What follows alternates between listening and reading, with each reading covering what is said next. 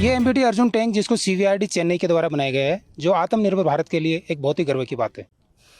इस टैंक का total weight 58.5 ton है। किसी भी टैंक की काबिलियत का अंदाज़ा लगाने के लिए 3 चीज़ों का अनुमान लगाया जाता है, उसकी fire power, mobility and protection. MBT Arjun tank अपने तीनों ही पैरामीटर्स के ऊपर इतना अव्वल है कि इसकी वजह से ये इंडिया का मुख्य युद्धक टैंक होने के साथ साथ वर्ल्ड के बेहतरीन टैंकों में से एक है।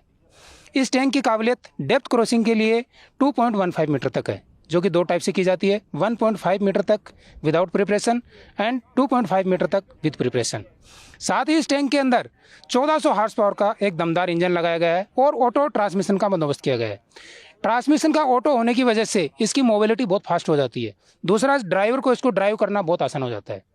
इस टैंक के अंदर 2 टाइप के आर्मामेंट्स लगाए गए हैं। सबसे पहले 120 mm rifled gun main armament, दूसरा सेकेंडरी आर्मामेंट्स जिसके अंदर 12.7 mm NSVT जो एंटी एयरक्राफ्ट के लगाया गया है, जिसका एयरक्राफ्ट के लिए रेंज 1500 मीटर है और ग्राउंड के लिए रेंज 2000 मीटर है। साथ ही इसमें कोएक्सल गन 7.62 mm लगाया गया है, जिसका टोटल रेंज 1800 मीटर तक है, जो कि सॉफ्ट टारगेट को बर्बाद करने के काम आता है। इसके अंदर मेन गन के 39 राउंड्स आते हैं और एंटी एयरक्राफ्ट के 420 राउंड आते हैं और कोएक्सल गन के इसमें 3055 राउंड रखे जाते हैं। लड़ाई के समय एमबीटी अर्जुन टैंक दुश्मन के लिए कितना खतरनाक साबित हो सकता है, और जो एयरक्राफ्ट हैं दुश्मन को उसको उड़ाने के लिए इसमें स्पेशल एक गन भी इंस्टॉल की गई है, उससे कितना और खतरनाक हो जाता है? सर, ये जो टैंक है ये एक मॉडर्न टेक्नोलॉजी का टैंक है। इसके अंदर जो एंटी एयरक्राफ्ट की अगर हम बात करते हैं तो इसके अंदर 12.7 mm NSVT लगाई गई है, जो कि दुश्मन के हेफ्टर्स को चंद सेकंड के अंदर एक्वा करके और बर्बाद करने की काबिलियत रखता है, जो कि 1500 मीटर तक हाइट तक फायर करता है।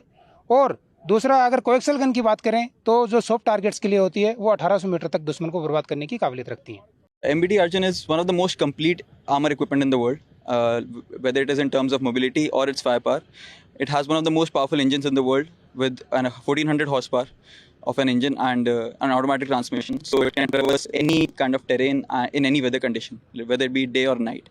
And in terms of its firepower, it can fire multiple kinds of ammunition and can engage any weapon system of the enemy from 2 to 3 kilometers.